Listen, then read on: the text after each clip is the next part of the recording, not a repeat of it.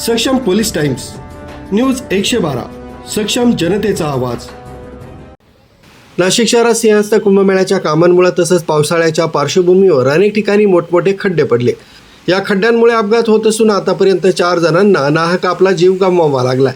या सर्व दुर्दैवी घटनेची दखल घेत महापौर हिमगौरी आडके आहेर प्रत्यक्षात रस्त्यावर उतरल्या। ज्या ठिकाणी खड्डे आहेत त्या ठिकाणचे खड्डे तातडीनं बुजवण्यासाठी ॲक्शन मोडवर आल्याचं पाहायला मिळालंय।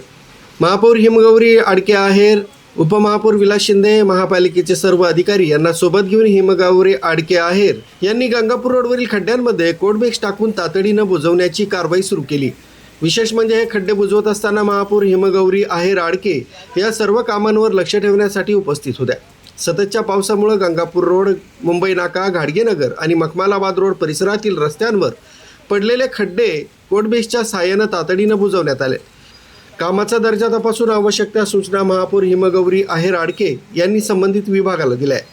पावसाळ्यातही टिकणाऱ्या या अत्याधुनिक तंत्रज्ञानाचा वापर करून नागरिकांची वाहतूक कोंडी तसंच अडचण दूर करण्याचा महापालिकेचा प्रयत्न असून अवघ्या काही दिवसांमध्ये शहर खड्डेमुक्त होईल अशी अपेक्षा महापौर हिमगौरी आहेर आडके यांनी व्यक्त केली। काही ठेकेदारांवर काय कारवाई होणार आहे का? मुळात आपण सुरुवातीलाच ठेकेदारांवरती जी पेनल्टीची कारवाई ती केलेली आहे। आज आम्ही पत्रव्यवहार देखील करतो आहे। कुंभमेळा प्राधिकरण स्थापन झालेले आहे। कुंभाची जी काही कामं दिलेली आहेत त्या संदर्भातले काही त्रुटी ज्या आढळल्या होत्या, प्रशासनाने आम्ही बैठक घेऊन कॉन्ट्रॅक्टर्सला सांगितलं होतं की सेफ्टी नॉर्म्स पाळावे। काही ठिकाणी ते पाळले आहे, काही कॉन्ट्रॅक्टर्सने ते पाळले नाही, त्यांना पेनल्टी झाली आहे।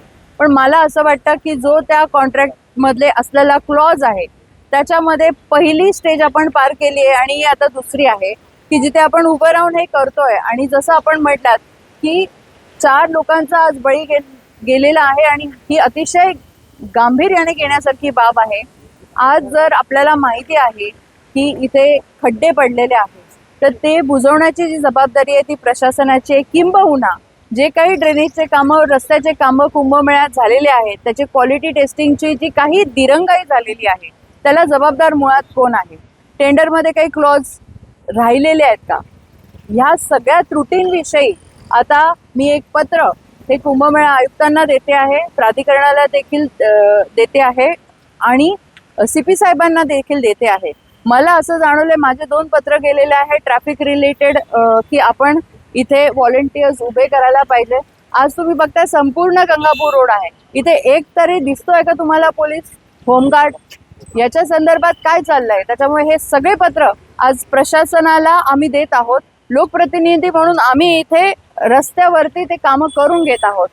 महानगरपालिका म्हणून जी जबाबदारी आहे ती अधिकाऱ्यांवर आता आम्ही फिक्स करणार आहे, कारण कॉन्ट्रॅक्टर्सचे लाड खूप झालेले आहेत। त्यांना आता आम्ही सांगणार आहे की ज्यांना कॉन्ट्रॅक्ट दिले आहे त्यांच्यावरती कधी कारवाई आणि कशा पद्धतीची करणार आहे, फेज 2 ची कारवाई की तुम्हाला हे काम कशाला कंटिन्यू करू देऊ अशा आशयाचा आता शो कॉज नोटीस आणि जिथे जिथे हे आपले बळी गेलेले आहेत त्यांच्यावरती एक निश्चिती करायची की FIR दाखल करायची आणि सदोष मनुष्यवधाचा गुन्हा हा दाखल करू। कारण आता अंत झालेला आहे। नाशिककर हे जे आहेत ते खूप संयमी आहेत आणि त्यांनी आतापर्यंत आपली साथ दिली।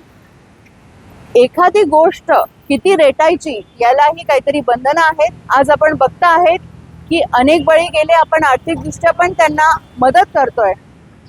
अशा पद्धतीने आता आपण काम सुरू केलेलं आहे। मी असेल, उपमहापौर असेल, आमचे सगळे पदाधिकारी असतील, आता प्रत्येक ठिकाणी जिथे जिथे हे खड्डे आहेत आणि जिथे जिथे हे अतिशय गंभीर स्वरूपाचे आहेत ते स्वतः उभं राहून बंद करतोय, बंदिस्त करतोय आणि हे काम अहोरात्र देखील चालू राहील। न्यूज ब्युरो सक्षम पोलीस टाइम्स न्यूज 112 नाशिक।